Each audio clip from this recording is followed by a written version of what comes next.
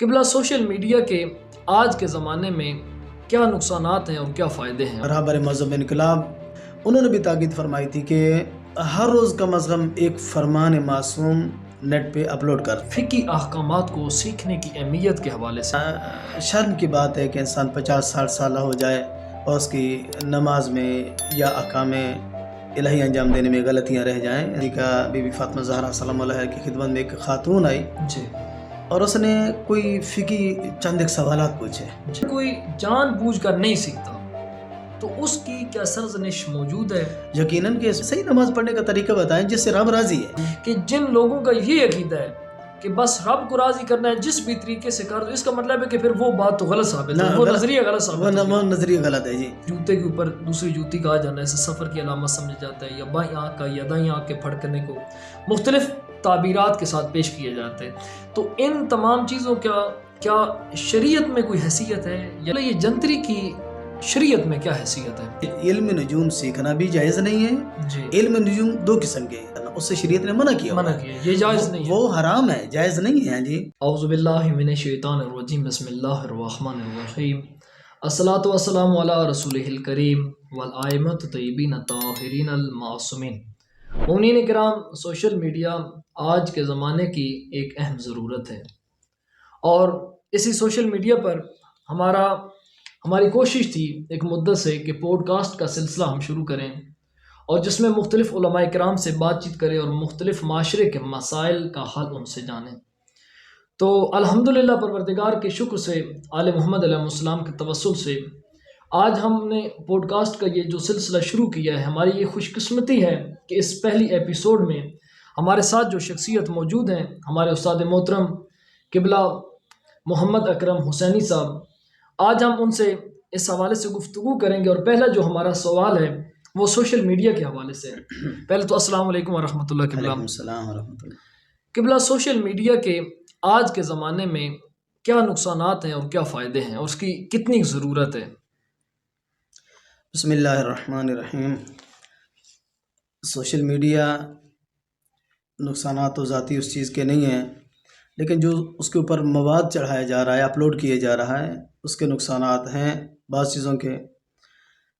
بہت ہی اہمیت ہے، چونکہ تبلیغات کا بہترین ایک ذریعہ ہے، اور جہاں پہ دشمنان اسلام لشکر شیاطین جی اس میڈیا پر غیر اخلاقی یا اسلام کے خلاف، قرآن کے خلاف، نبی مکرم کے خلاف، اہل بیت اطہار کے خلاف جو غلیظ مواد چڑھا رہے ہیں، تو مخلصین اسلام کا یہ فریضہ ہے کہ وہ حقیقی اسلام، احادیث و روایات، آیات کا ترجمہ، خصوصاً رہبر مذہب انقلاب یہ تھوڑا سا پہلے جو دانشگاہ کے کچھ طلباء کے ساتھ ان کی محفل تھی، انہوں نے بھی تاکید فرمائی تھی کہ آپ تمام ہر روز کم از کم ایک فرمان معصوم نیٹ پہ اپلوڈ کر دیں، چڑھا دیں، تاکہ دشمن کا مقابلہ وہ اس طریقہ کار سے سامنے آ رہا ہے تو ہم بھی اسی طریقہ کار سے مقابلہ کریں، اور ہم بھی اہل بیت کی حقانیت کو، اسلام کی حقانیت کو، قرآن کریم کی افضلیت و حقانیت کو لوگوں تک پہنچائیں. اور یہ ایک بہترین ذریعہ ہے. پہلے ہمارے پاس غنیمت تھی، نماز جمعہ کا قیام تھا، نماز عید کا قیام تھا، تشیع کے اندر مجالس کا جو ایک بہترین ذریعہ تبلیغ ہے وہ ایک سلسلہ تھا.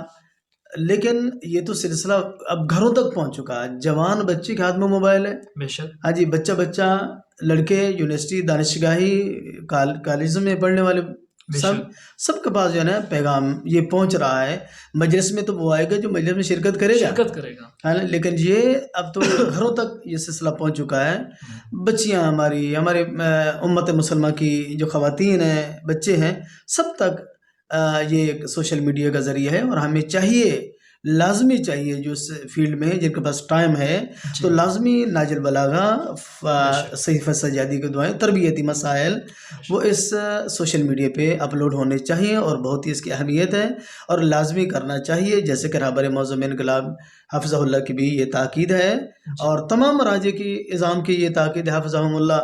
تاکید فرما رہے ہیں کہ ایسا کرنا چاہیے، یعنی سوشل میڈیا کو اچھے کاموں میں استعمال کرنا چاہیے اور استفادہ کرنا چاہیے اسلام یعنی کہ کی. ضروری نہیں بذات خود سوشل میڈیا کوئی نقصان کا عامل نہیں ہے. نہیں. ہاں، یہ تو ایسے جیسے ٹی وی ہے، مثلا ٹی وی کا آلہ ہے تو ٹی وی کو اچھے کام پہ لگا دیں تو اچھا ہی دے گا. ہاں جی، برا استفادہ کریں تو پھر غلط ہو جائے گا. یعنی وہ تو ایک آلہ ہے نا جی، وسیلہ ہے، ذریعہ. تو ہمیں اس وسیلے سے اچھے استفادہ کرنا چاہیے اسلام کی خدمت کے لیے. ماشاءاللہ. قبلہ دوسرا ہمارا سوال جو آپ کی خدمت میں ہے وہ فقہی احکامات کو سیکھنے کی اہمیت کے حوالے سے ہے. جہاں سوشل میڈیا نے بہت ساری ترقی کی ہے، بہت سارے مسائل جو لوگ پوچھنے میں شرم کرتے تھے آج ان کے لیے واضح ہیں. اسی میں بہت سارے اب بھی لوگ ایسے ہیں جو فقہی احکامات کو ساری زندگی جہالت میں گزار دیتے ہیں اور خود یہ جانتے ہوئے کہ میں ایک مسئلہ مجھے نہیں پتا، میں غلط اس کے اوپر کام کر رہا ہوں، لیکن پوچھنے میں شرم کرتے ہیں. اس حوالے سے آپ واضح کر دیجیے گا کہ فقہی احکامات کو سیکھنے کی اہمیت کتنی ہے.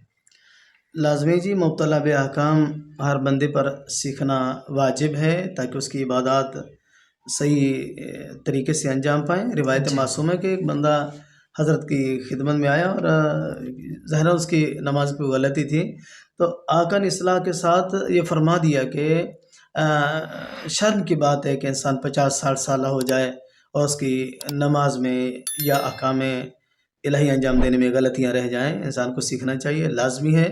اس کے بعد انسان نجاست و طہارت کے مسائل جان سکتا ہے، نہ اس کی نماز ٹھیک ہو پائے گی، نہ اس کے جو تکالیف شرعیہ ہیں وہ انجام پائیں گی صحیح انداز میں. بہت ہی اہمیت ہے، اور خصوصاً ان احکام کی جو کلاسز ہوتی ہیں نیٹ پر وہ لازمی کچھ کر رہے ہیں، الحمدللہ رب العالمین سکھا رہے ہیں. اصل میں ہمارے جو دو چیزیں ہیں، ممبر اور محراب، ہاں جی، یہ چیزیں وہاں سے شروع ہونی چاہیے. مساجد ہماری ایکٹیو ہونی چاہیے. جو ہمارے پیچھے نماز ہیں ان کو ذرا اس انداز میں بہت ہی یہ فریضہ ہے ان کا، اس کو انجام دینا چاہیے کہ احکام سکھائیں اور پڑھائیں، غلطیاں نکالیں. لیکن ایک بندے کا فردی اپنی بھی ذمہ داری ہے کہ میری نماز غلط ہے یا میرا وضو صحیح نہیں ہے تو میں جا کے مسجد کے جو قبلہ صاحب مولانا صاحب ہیں ان سے میں جا کے پوچھوں.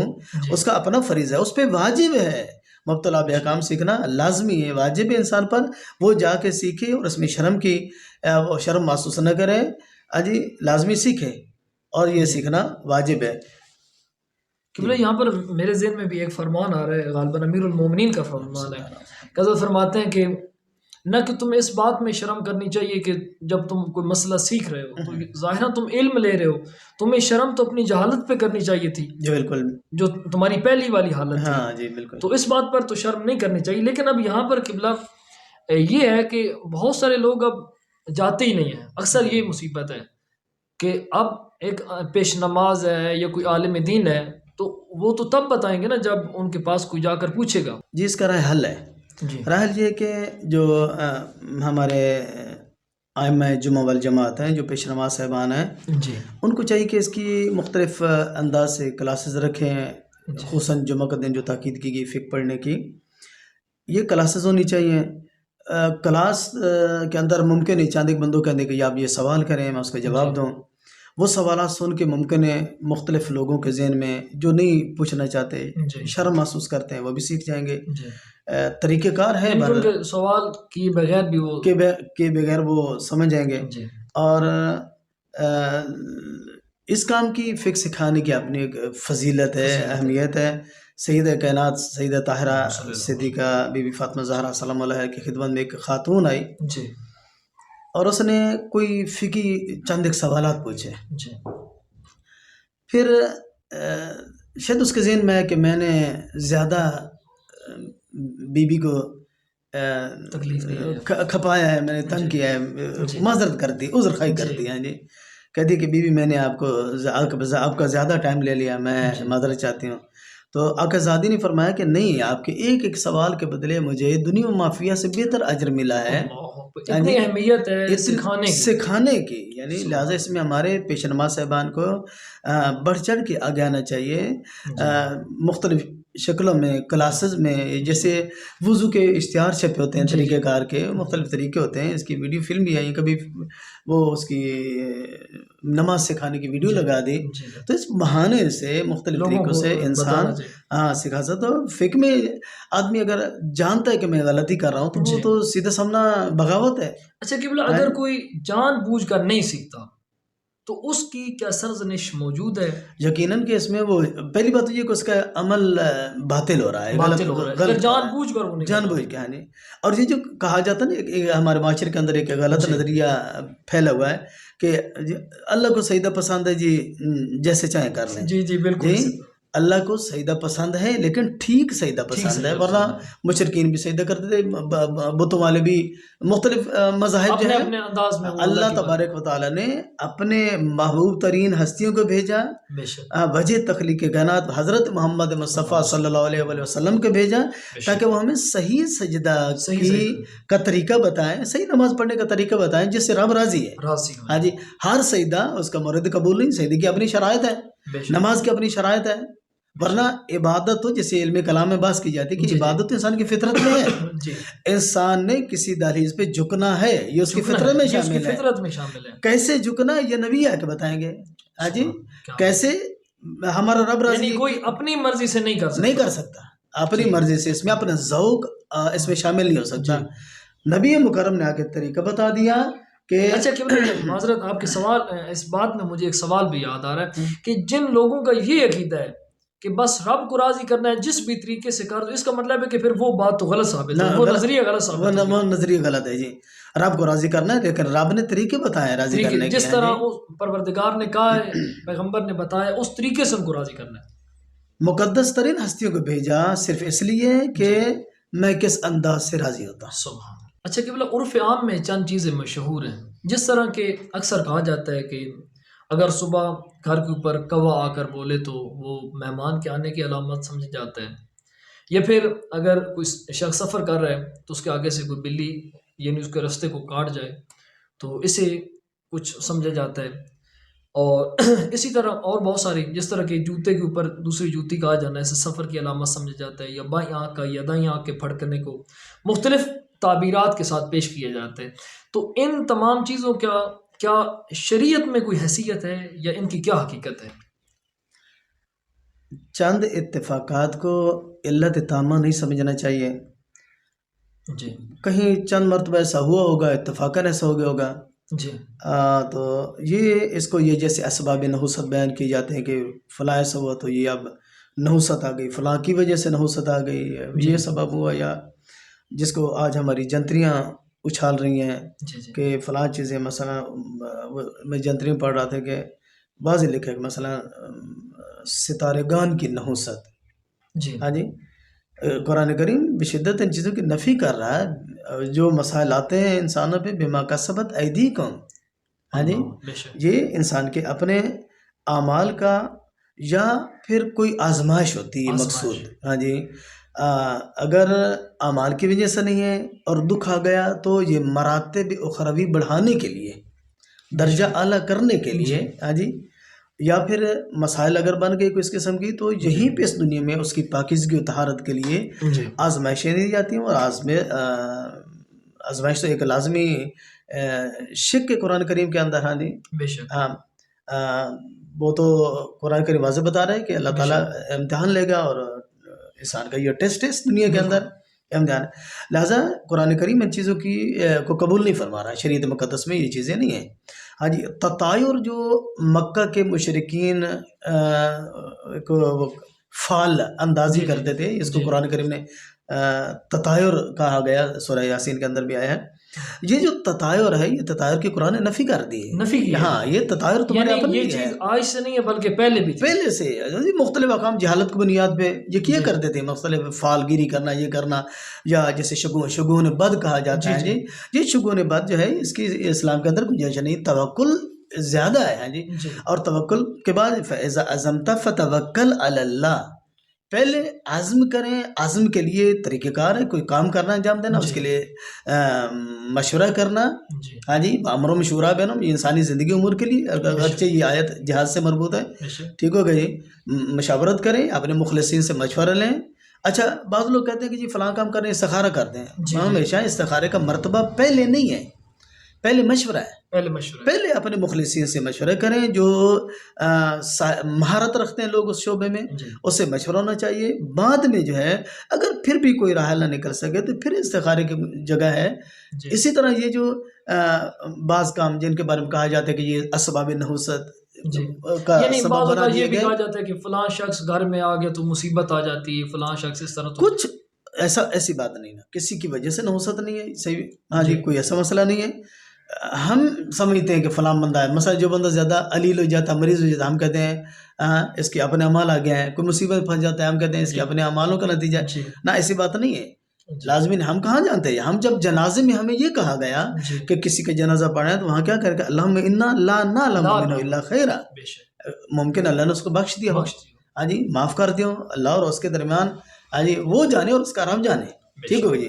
ہاں، ایک ظالم آدمی ہے، جی ہاں جی، اس نے غصب کیا ہے، اس جی نے لوگوں کا مال غصب کیا، ان کی آبرو ریزی کی ہے، ان کی عزت کشی کی، شخصیت کشی کی ہے. جی ٹھیک، اس کو جواب دینا پڑے گا، چونکہ یہ مرتبہ ہے حقوق العباد کے ساتھ. حقوق العباد لوٹا ہوا مال دینا پڑے گا. دینا ہاں پڑے جی، گا. ظالم انسان ہے. ٹھیک ہو یعنی گیا جی. اس کے اوپر یہ مصیبتیں پروردگار کی طرف سے آ سکتی ہے، اس کے کیے ہوئے ظلم کی وجہ سے. ممکن ہے. ہاں جی، بعض گناہ جی ایسے ہیں کہ جن جی کی عقوبت دنیا میں آتی ہے، دنیا میں آتی ہے. دنیا میں بھی ہے، بعض کی دنیا میں بھی ہے. تین قسم کی، جی تین کیٹیگری ہیں. جی جی بعض کی دنیا میں دھل جاتا ہے، آخرت میں نہیں ہوتی. بعض کی دنیا میں بھی ہے، آخرت میں بھی ہے. آخرت میں بھی ہوتی خزی فی الحیات الدنیا، ہاں جی، ادھر بھی ہے اور ہے آخرت اور میں آخرت میں بھی. عذاب علیم بھی ہے. یعنی کہ قبلہ اگر ہم اسے اس طرح بیان کریں کہ یہ تمام جو چیزیں ان کو خرافات میں شامل کیا جائے.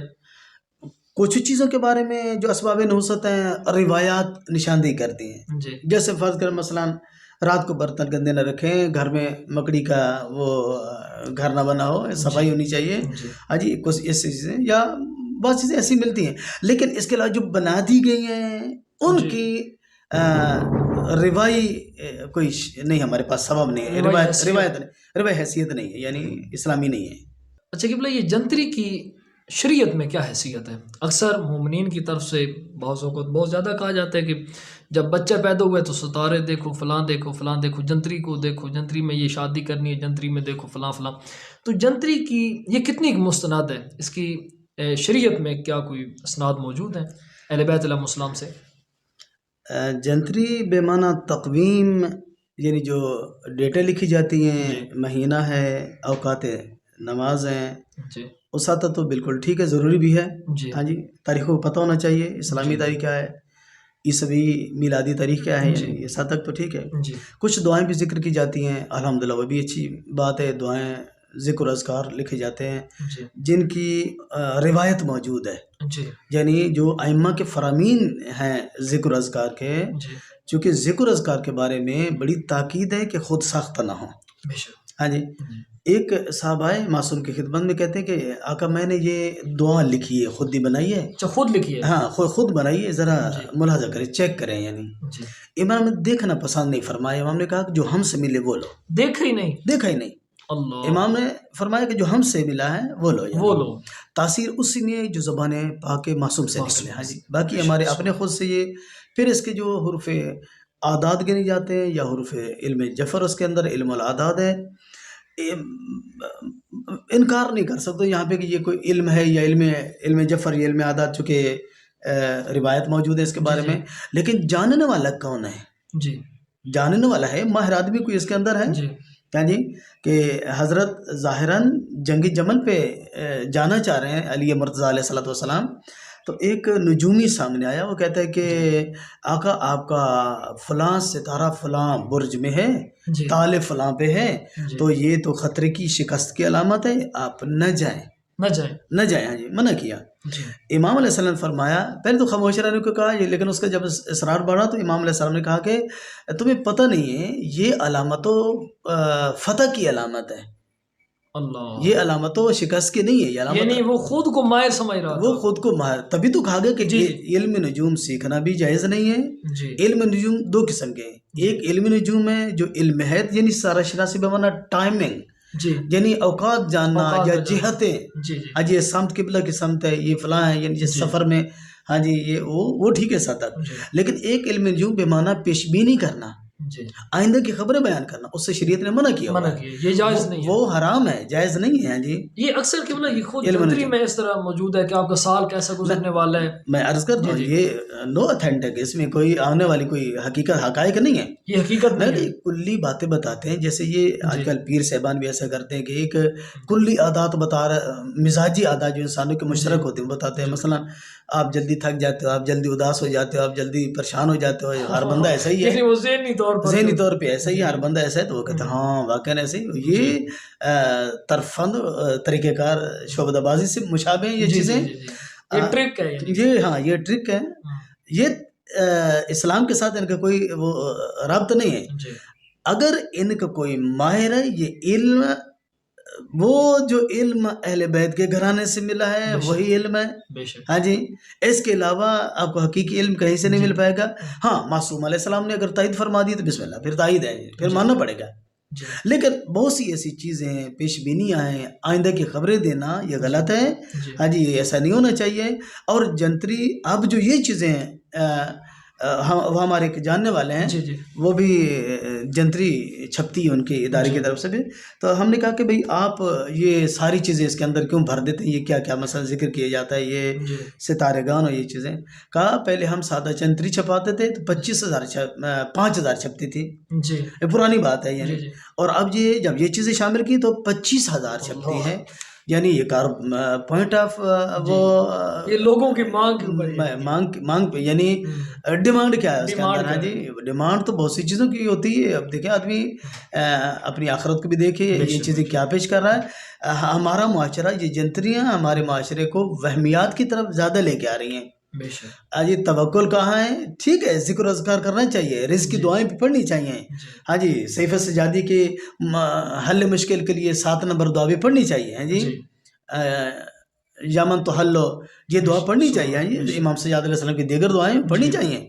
لیکن یہ کہ ساتھ ساتھ القاسب حبیب اللہ محنت کرنے والا ایسے جیسے جہاد میں جا رہا ہے. ہاں جی، ادھر ساتھ محنت بھی ہے. یہ نہیں کہ آپ بیٹھے رہیں اور ہاتھ پر ہاتھ دھرے منتظر فردا ہو. ہاں جی، ایسا نہیں ہو سکتا. ساتھ محنت بھی کریں، جانفشانی بھی کریں، اور ساتھ ساتھ دعائیں بھی کریں، صدقات بھی دیں. پھر توکل بر خدا بھی کریں کہ جو میرا کام ہے محنت کرنا میرا ایک الگ واجب تھا، نتیجہ دینا رب الارباب کی ذمہ داری ہے. بحق اہل بیت وہ مجھے عطا کرے گا انشاءاللہ. قبلہ وظائف کی انسانی زندگی میں کیا تاثیرات ہیں؟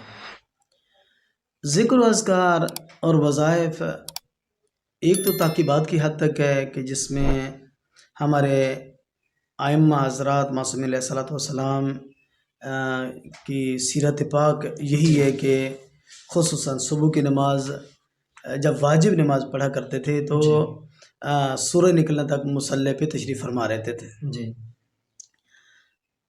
نماز صاحب تو خیر سرخیز تو سارے یعنی یقیناً راتوں کو جاگنا، اعتکاف میں جانا، اعتکاف بیٹھنا، ہاں جی شب بیداریاں کرنا، یہ تو سیرت پاک اہل بیت میں ہمیں ملتا موجود ہے. یعنی باقی ذکر اذکار، کچھ ذکر اذکار خاص نقل ہوئے ہیں اہل بیت سے. میں نے پہلے بھی عرض کر دیا کہ جو ذکر اہل بیت سے نقل ہوا ہے وہی ہمیں اپنانا چاہیے اور انسانی زندگی میں ذکر اذکار ہونے چاہیے.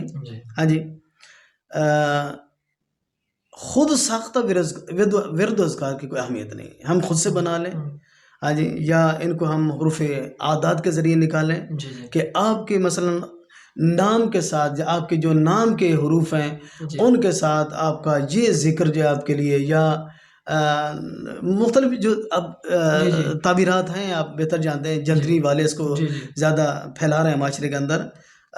نہیں ایسی بات نہیں کوئی. میں نے ابھی پچھلے سال میں نے عرض کیا کہ معصوم نے دعا جو بندے نے لکھی تھی وہ دعا دیکھنا پسند نہیں فرمائی.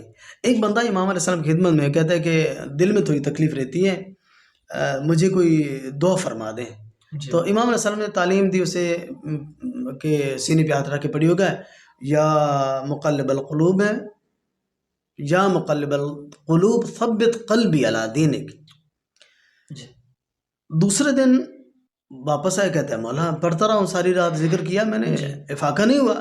جی تو امام نے پوچھا کہ بتاؤ کیا پڑھتا رہا ہوں. جی اس نے کہا یا مقلب القلوب والابصار ثبت قلبی علی دینک. امام علیہ السلام نے فرمایا کہ میں نے والابصار تو نہیں کہا تھا، میں نے نہیں کہا میں نے نہیں کہا تھا. ہاں جی جو ذکر امام یعنی جو فرما رہے میں نے کہا تھا میں نے کہا تھا اسی کی تاثیر تھی. جتنی بھی دعائیں اچھا اب قبلہ محترم ذکر تو یہ بھی خدا کا ہی ہے، ذکر یہ بھی ہے لیکن ذکر کس لیے جی. جو معصوم دے رہے ہیں. اچھا معصوم بہتر جانتے ہیں، اس معصوم شخص بہتر کے جاننے بارے کے میں معصوم بہتر جاننے کہ یہ ذکر اس کی کس کام تکلیف میں کے لیے کون سا ذکر بہتر کون سا ذکر کس مشکل کے لیے ہے نہیں. جی ہاں جی سب سے پہلے میں یہ عرض کر رہا ہوں کہ شریعت نے علاج رکھا ہے. جی انسان مشکل میں آئے تو پہلے علاج، علاج، ہاں جی پھر صدقہ، جی پھر دعا. دعا. ہاں جی لیکن گھر کی برکت کے لیے ہمیں کچھ اذکار بتائے گئے. ہاں جی مثلا اپنے گھروں کو قبرستان بنا اس کے اندر قرآن پڑھیں، جی آیت الکرسی پڑھیں. ہاں جی سورہ یاسین پڑھی جانی چاہیے گھر کی برکت کے لیے.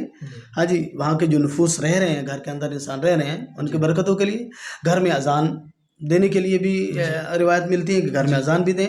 ہاں جی یہ اس قسم کے اذکار جو روایات معصوم سے ہمیں دیکھیے مکتب تشیع یعنی مکتب اطاعت.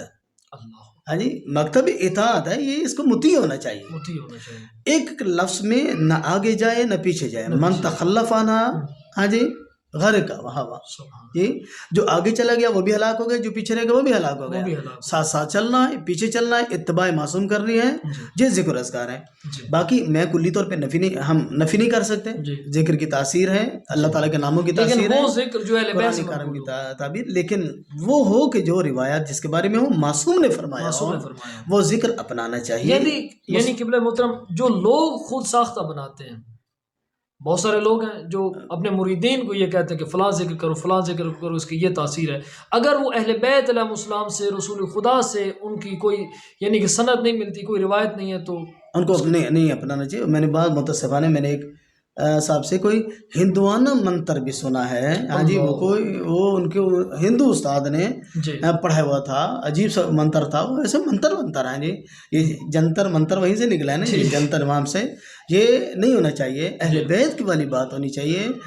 نبی مکرم سے کوئی ذکر ہوا تو بسم اللہ وہ پڑھنا چاہیے یا اہل بیت اطہار سے پڑھنا چاہیے. جو علم اس گھرانے سے ہوگا وہی علم ہوگا، باقی سب جو قابل تاثیر ہے. ہاں جو قابل تاثیر ہے. قبلہ محترم ہمیں اپنی اس نسل کو ناصران مہدی بنانے کے لیے تعلیم و تربیت کے کیا اقدامات کرنے چاہیے، یا کیا ہمیں کمیاں بیشیاں جن کو ہم دور کر کے بہتر کر سکتے ہیں؟ دو پر ہیں انسان کے، اس طائر لاہوتی کو اللہ تعالیٰ کی طرف جانے کے لیے. ہاں جی ایمان و عمل، بے شک یا دوسرے لفظ میں کہتا ہوں تعلیم و تربیت. بے شک ہاں جی جس کی معجون کا نام ہم تقوی کہتے ہیں. ہاں جی بے شک نصاب ایمانیت بھی مکمل ہو، جی ساتھ عمل بھی ہو، جی تو یہ انسان کو رب کائنات تک لے جائے گا، ان سے پہنچا دے گا. فلسفہ یہی ہے انا للہ و انا الیہ راجعون. ہم نے اللہ تعالیٰ تک پہنچنا ہے اور اچھے انداز سے پہنچنا ہے. جہاں تک مرتبہ ہماری اولادوں کا، ہمارے بچوں کا، جوان نسل کا کہ ان کی تربیت کیسی ہونی چاہیے. تربیت وہ ایک ہمارے کسی عالم کے پاس کوئی بندہ آیا 2 سال کا بچہ لے کے جی کہ صاحب یہ ہمارا 2 سال کا بچہ ہے، اس کو ذرا کچھ تربیتی مسائل یا اس پر توجہ دیں. فرمایا کہ ہاں اس کی تربیت کیا ہونی چاہیے. جی فرمایا کہ 2 سال اپنے دیر کر دی، 2 سال دیر کر دیا، 2 سال دیر 2 سال دیر کر دی. ہماری نسل آنے والی نسلوں کو اچھی تربیت کرنے کے لیے اسلام نے جو شیڈول دیا ہے وہ تو شادی سے پہلے دیا ہے. شادی سے بھی پہلے، شادی سے پہلے دیا ہے. مرد ایسا ہونا چاہیے، خاتون ایسی ہونی چاہیے. پھر دیگر آداب حلیت المتقین کے اندر جو تہذیب الاسلام جس کا ترجمہ ہوا ہے. ہاں جی یہ سارے مسئلے وہاں سے شروع کریں، یعنی کہ گود سے ہی، اچھا گھرانہ تلاش کریں، اچھی خاتون پاکیزہ کہ اتقوا خضرات دمن، یہ روایت موجود ہے. ہاں جی یہ وہاں سے تربیت دی، یعنی اسلام نے توجہ کہاں سے دی؟ شادی سے پہلے۔ شادی سے بھی پہلے۔ اب جب خاتون بچے کی امید سے ہے تو اس کے بارے میں اس کے خاص آداب ہیں۔ بے شک۔ ہاں جی، قرآن سنیں، قرآن پڑھے، ہاں جی، یوں اذکار کرے، کچھ اذکار بھی ذکر ہوئے ہیں، ہاں جی، فلاں ٹائم پہ یہ اذکار کریں۔ بچے جب دنیا میں آتا ہے تو پھر بچے کے ساتھ بیٹھ کے قرآن پڑھیں، ہاں جی۔ خود یہ اذان و اقامت جس کان میں، یہ بھی تربیت دی گئی ہے، ہاں، اس بات کی دلیل ہے کہ یعنی اسلام نے بہت اہمیت دی ہے اس بات کو کہ نسل نو کو اپنے مسلم کیسے رکھنا ہے اور اچھا مسلمان بنانا ہے۔ بے شک۔ یہ نہیں کہ بچہ پیدا ہو اس کو مثلاً آپ اپنے معاشرے کے حوالے کر دیں، نہیں، بالکل، اس پر توجہ دیں۔ جی۔ اور یہ روایت ملتی ہے کہ مثلاً جو مختلف افکار کے ائمہ معصومین کے دور کے اندر مذاہب تھے، جی۔ معصوم نے فرمایا کہ ان سے پہلے اپنے بچوں کے آپ خود وارث بنیں، جی، ہاں جی، کہ وہ آپ کے بچوں کو اغوا نہ کر لیں، فکری طور پہ اغوا نہ کر لیں۔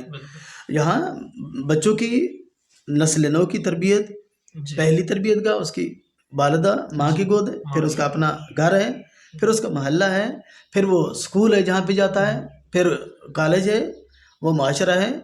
یہ یہاں سے تربیتی سارے پہلو مد نظر رکھنے۔ اساتذہ کرام جو اسکولوں میں پڑھاتے ہیں ان کو بھی توجہ دینی چاہیے کہ میں نے اس انسان کو، میں نے معاشرے کے لیے اچھا انسان بنا کے پیش کرنا ہے۔ گھر والے بھی یہی امید رکھیں اور یہی کوشش میں لگے رہیں، وہ اسکول بھی، وہ کالج بھی، وہ یونیورسٹی بھی توجہ دیں۔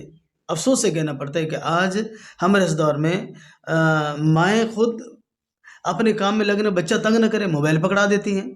اب موبائل کے اندر اس پہ بھی سوشل میڈیا والے توجہ کریں کہ وہ جو کارٹون بنا کے دیے گئے وہاں پہ، وہ کارٹون ہمارے بچوں کی اخلاقیت کے لیے ٹھیک نہیں ہے۔ وہ اسلامی مزاج مطابق وہ کارٹون نہیں بنے، یا اگر بنے تو بہت کم بنے ہیں، یعنی وہ یہ مسئلہ، وہ ایک کارٹون ہے موٹو پتلو، ہاں جی، پتلی آپ لوگوں نے دیکھ رہے ہیں، وہ اس میں سموسہ چوری کر لیتا ہے۔ یہ بچوں کیا دیا جا رہا ہے؟ یعنی کہ چوری کی ترغیب دی جا رہی ہے نا، ہاں جی۔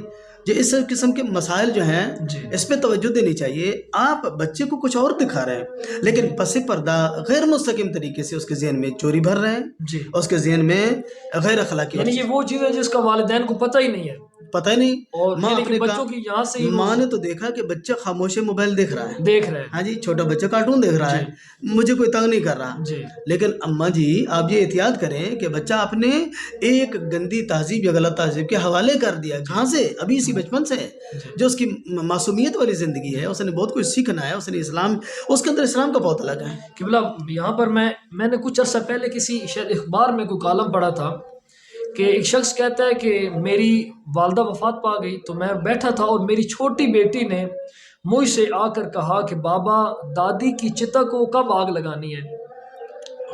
تو وہ کہتا ہے کہ میں حیران ہو گیا اور مجھے خود پر اتنا شرم آئی، یعنی کہ وہ 2 سال کی، 4 سال کی، 5 سال کی جو اس کی بچی تھی، مسلمان کی بیٹی مسلمان گھر میں پیدا ہوئی، اپنی دادی کے لیے کہہ رہی ہے، اپنی دادی کے لیے باپ سے یہ آ کر کہہ رہی ہے۔ اب اس نے یہ سارا کچھ تو دیکھا ہے نا کہ جب مرنے کے بعد چتا کچھ جلایا جاتا ہے تو یہ نہیں پتا کہ یہ کون جلاتے ہیں، لیکن وہی اس کے ذہن سازی ہوئی ہے، اس نے تو وہی کہنا ہے جو وہ دیکھ رہی ہے۔ بچوں کی ذہنی زمین جو ہوتی ہے بڑی زرخیز ہوتی ہے، ہاں جی، یہ روایت کے اندر موجود ہے کہ جو اس میں اندر کاشت کرو گے وہ اچھے انداز سے اگے گا۔ اب ہماری ذمہ داری ہے، والدین کی ذمہ داری ہے، گھر والوں کی ذمہ داری ہے کہ بچے کے اس پاک ذہن میں کیا چیز کاشت کی جا رہی ہے۔ اسلام کاشت کیا جا رہا ہے، قرآن کریم کی تعلیمات ہیں، قرآن کاشت کیا جا رہا ہے تو آپ کا بچہ قرآنی بنے گا، صحیح بات، ہاں جی، آپ کا بچہ ناج البلاغ بنے گا، وہ ناج البلاغ کی تعلیمات کے مطابق آگے پلے گا، بڑھے گا، ترقی کرے گا۔ لیکن اگر آپ دے رہے ہیں وہ ثقافت، وہ تہذیب اس کے اندر بھری جا رہی ہے، یورپ کی تہذیب بھری جا رہی ہے، جو اقبال نے اس بات پر توجہ دی، باقی شعراء کے برعکس اقبال کی توجہ اس بات پہ ہے کہ اگر ہم علم لینا چاہ رہے ہیں یورپ کا، ٹیکنالوجی سے فائدہ ہونا چاہیے، لیکن میری اپنے نبی کی تہذیب سب سے اچھی ہے، ہاں جی، میں اپنے اسلام کی تہذیب اپناؤں گا، تہذیب میری ہونی چاہیے اگرچہ ہم علم ان کا لیں۔ اور قبلہ ہو سکتا ہے یہی زمانہ ہو کہ جو ایک روایت بھی ملتی ہے، آپ نے پڑھی ہوگی روایت ضرور، کہ رسول خدا نے بچوں کو دیکھ کر بہت افسوس کیا، اور جب کسی نے پوچھا تو حضرت نے کہا کہ میں اپنی امت کے ایک زمانہ ایسا آئے گا میری امت میں جب میری امت کے جو بچے ہیں ان کی تربیت نہیں ہوگی، یعنی کہ وہ فاسق ہو جائیں گے۔ یہ تو اس شخص نے کہا کہ کیا یا رسول اللہ ان بچوں کے والدین کافر ہوں گے؟ تو حضرت نے کہا نہیں، وہ مسلمان ہوں گے لیکن اس کے باوجود وہ فسق و فجور اور معاشرے کی غلاظتوں میں مبتلا ہوں گے. تو یہ تربیت کا ایک اہم پہلو ہے. یورپ کے اندر یہ مسئلہ ہے کہ والدین کو ٹائم نہیں ہے. جی والد بھی جاتا ہے ملازمت کے لیے، والدہ بھی جاتی ہے ملازمت کے لیے، جی بچے کسی حوالے کے جاتے ہیں، کسی مثلا مدرسے یا سکول میں حوالے کے جاتے ہیں. بچوں پہ توجہ نہیں، صرف بچے پیسہ نہیں سارا کام کر رہا. جی ہاں جی، پیسہ حرف آخر نہیں ہے، جی ساتھ ساتھ تربیت ہونی چاہیے. اچھا ایک اور بات، ہم بڑے بڑے مہنگے سکولوں میں بچوں کو پڑھنے کے لیے بھیج دیتے ہیں. جی ہم نے کبھی یہ نہیں دیکھا کہ وہاں وہ جو اساتذہ پڑھا رہے ہیں، وہ جو ٹیچر وہاں انہوں نے رکھے ہوئے ہیں، جی وہ ٹیچر ہماری تہذیب اسلامی کے مطابق تعلیم دیتے ہیں یا نہیں دیتے.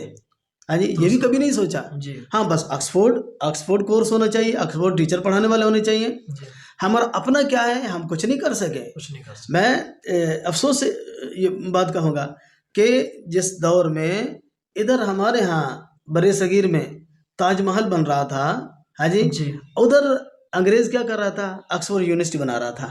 ہاں جی، ان کی سوچ. اور آج انہوں نے پھر اس کو انہوں نے اتنا اپ کیا، اتنا اوپر لے کے گئے جی کہ آج ہمارے جو بڑے جنہوں نے بعد میں آ کے ہم پہ حکومتیں کرنی ہیں، جی وہ وہاں پہ پڑھ کے آتے ہیں، اور پھر وہ آتے تو پڑھ کے وہاں سے ہیں، ادھر ہم پہ حکومت کرتے ہیں لیکن ہمارے نہیں ہوتے. ہمارے نہیں ہوتے. ان کی فکر وہی ہوتی ہے، ان کا چال چلن وہی ہوتا ہے، وہ ان ذہن کی سازی سوچ ادھر سے ہی ہوئی. ذہن سازی ان کی وہی ذہن سازی کا زمانہ ہے. وہی ظاہر ایک بچہ مثلا 12-13 سال سے لے کے 20-25 سال تک وہاں پہ رہا ہے، تو وہ کیا آپ کہیں کہ وہ اسلام کا مخلص بنے گا؟ اسلام کی تعلیمات کا پتہ ہوگا اسے؟ نہیں، بالکل نہیں پتہ، خام خیالی ہے ہماری. جی ہاں جی، یہ جو ذہن ہمارا ذہن اغوا ہو گیا. جی ٹھیک ہو گیا جی، ذہن لے گئے وہ، انہوں نے ایک مثلا 4-5 فوٹو بندہ میں واپس کر دیا. بچا. پہلے حملہ کرتے تھے ہمارے ممالک پہ، جی پہلے ایسٹ انڈیا آئی، اس نے پاکستان برِ صغیر پہ حملہ کیا، جی. قابض ہو گئی. اب انہیں حملہ کرنے کی ضرورت نہیں، اب وہ ذہن چوری کرتے ہیں، ذہن لے کے جاتے ہیں، ذہن اپنا بنا کے وہ بندہ بھیج دیتے ہیں. اب یہ ہمارا ہے، اب حملے کی ضرورت نہیں ہے. یعنی کہ صرف بچے پیدا کرنے ضروری نہیں ہے، ان کی تربیت ضروری ہے. اور تربیت ایک اہم پہلو ہے جس پر اہل بیت علیہ السلام کی بہت زیادہ تاکیدات ہیں، اور اسلام کی تاکیدات اس میں